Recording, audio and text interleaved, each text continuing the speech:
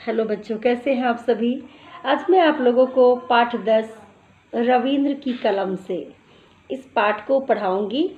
तो पाठ को पढ़ाने से पहले चलिए पाठ बोध कर लेते हैं।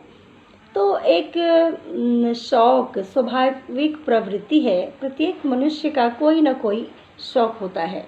यह एक ऐसे परिवार की कहानी है जहाँ एक को पक्षी पालने का शौक है तो दूसरे को स्वच्छंद आकाश में उड़ते पक्षी भाते हैं।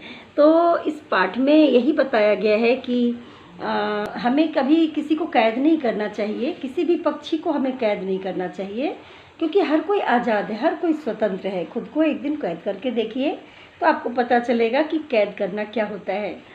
तो इसमें इस पाठ में है कि किसी को पालने का शौक है और किसी को आज़ाद देखने का शौक है।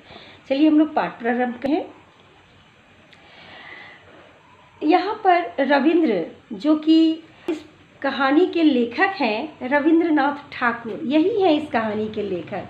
अपनी जीवनी ही बताए हैं इस पाठ के माध्यम से। तो चलिए हम लोग इस पाठ को पढ़ते हैं और इनका पढ़ रहे हैं और खुद ही अपनी जीवनी इन्होंने लिखी है, तो इन्हीं के मुँह से हम लोग इन जीवनी सुनते हैं।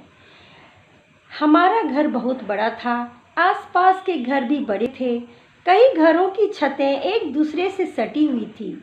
मोहल्ले के लड़के वहाँ पतंग उड़ाते। पतंगों के साथ साथ पक्षी मुझे बहुत भाते। ऐसा लगता मानो पक्षी हमारी पतंगों के साथ मुकाबला कर रहे हों कि कौन ऊंचा उड़ता है।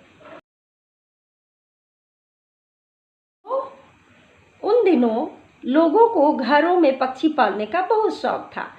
हर घर के बरामदे में कई कई पिंजरे लटके रहते।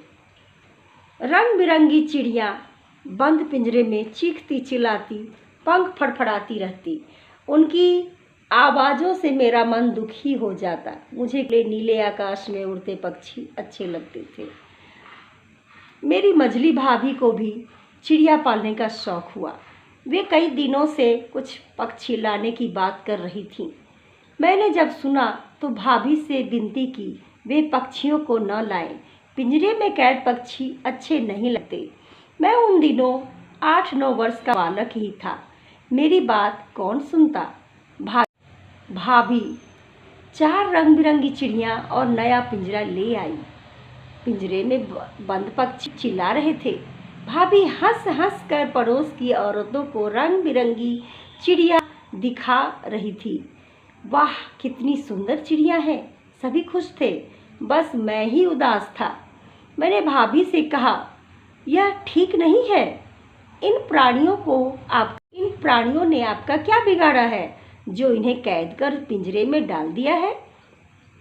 भाभी ने मुझे डांटते हुए कहा, छोटे मुंह बड़ी बात, आया है मुझे सिखाने वाला। जाओ, छत पर तुम्हारे मित्र पतंग उड़ा रहे हैं, तुम भी उड़ाओ। मैं रोने लगा, सोचने लगा कि कैसे इन पक्षियों को स्वतंत्र करूं। एक दिन मुझे अवसर मिल गया। भाभी अपनी सखियों के साथ नाटक देखने गई। तो रविंद्र ने क्या किया, मैं उनके कमरे से होकर बरामदे में गया। पिंजरे का दरवाज़ा खोला, पक्षी सहम गए। मैंने उन्हें पकड़ा और बरामदे से बाहर उड़ा दिया। भाभी घर आई तो पिंजरा खाली, मुझ पर बहुत क्रोध किया। कुछ खुद तो क्रोध किया ही, परिवार के अन्य लोगों से भी शिकायत की। सबको मेरा यह काम अनुचित लगा। अनुचित यानी अच्छा नहीं लगा। सबने मुझे डांटा। मैं चुपचाप सुनता रहा, क्योंकि मुझे पक्षियों को आज़ाद कर बहुत खुशी मिली थी। काश मैं उन पक्षियों को भी स्वतंत्र कर पाता जो पड़ोस के बरामदों में लटके पिंजरों में बंद थे। तो रविंद्र जो थे, ये इस पाठ के लेखक हैं। रविंद्रनाथ ठाकुर इनका नाम है। और ये पक्षियों को जब कैद में देखते थे तो ये बहुत दुखी होते थे, क्योंकि खुद पर इंसान अगर कुछ दिन कैद रहे ना तो पता चलता है कि हाँ, कैद में जो पक्षी होते हैं वो किस प्रकार जीते होंगे, जो उनका अपना आसमान नहीं होता है, जब वो लालायित रहते होंगे आसमान में उड़ने के लिए, लेकिन एक पिंजरे में वो कैद होकर रह जाते हैं। और वह अपनी इच्छा से कहीं भी जाना आना नहीं कर सकते।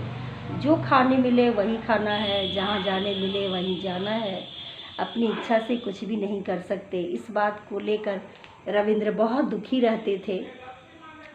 शब्द बोध में कुछ शब्द हैं जैसे सटी यानी मिली, मझली ये बीच वाली, जो भी बीच वाले होते हैं उन्हें मझली कहा जाता है। अवसर यानी मौका, सहम सहमना यानी डरना, भाते यानी अच्छे लगते, स्वतंत्र यानी आज़ाद, सखियों यानी सहेलियों, अन्य यानी दूसरे।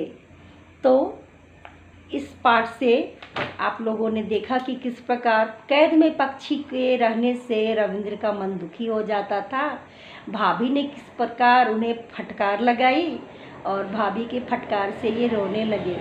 फिर भी अंदर ही अंदर मन ही मन ये बहुत खुश थे, क्योंकि उन्होंने पिंजरे में कैद पक्षी को आज़ाद कर दिया था। तो आज़ाद कर दिया था, इस बात को लेकर यह मन ही मन खुश थे। और डांट पड़ गई तो थोड़ा सा तो मन दुखी सबका हो जाता है ना।